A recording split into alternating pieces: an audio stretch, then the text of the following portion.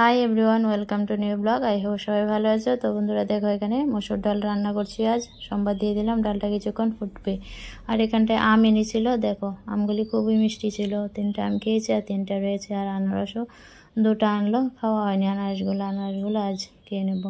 আর এখানে বাজারে এনে রেখে দিয়েছে ঝিঙ্গে, বেগুন, আলু আর ঢেঁকি শাক। আজ না হাজব্যান্ড কি যেন হয়েছে, যে ভেবেছিল ফ্রিজে মাছ আছে, তো মাছটা রান্না হয়নি, সবজি নিয়ে চলে এসেছে।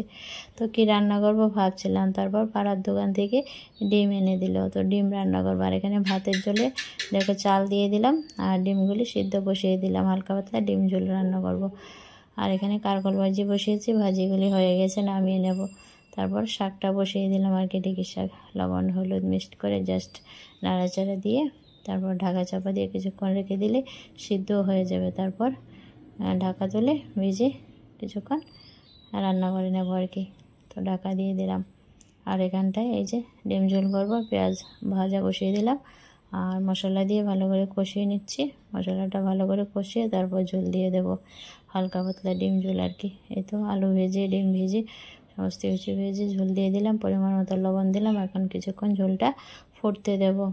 তো ঝোলটা ফুটে গেছে, তারপর দেখো নামিয়ে নেব। নামানোর আগে দিয়ে দিচ্ছি গরম মশলার গুঁড়ো। গরম মশলার গুঁড়োটা মিশিয়ে জাস্ট নামিয়ে নেব। হালকা পাতলা ডিম ঝোল ভালোই লাগে বলো।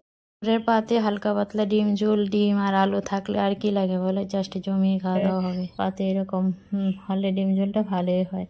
এই তো আমার ডিম ঝোল রান্না হয়ে গেছে, দেখো হালকা পাতলা হয়েছে আর দারুণ হয়েছে খেতে, আর কালারটাও বেশ সুন্দর হয়েছে বলো। তো চলো রান্নাবান্না কমপ্লিট। আজ ডিম ঝোল করলাম, কারকল ভাজি আর পুষ্টিগুণে ভরা ঢেঁকি শাক রান্না করলাম, আর ডাল হয়েছে। তো এই ছিল আজকে দুপুরের রান্নাবান্না। বাই বন্ধুরা, ভালো থেকো সবাই, সাপোর্ট প্লিজ।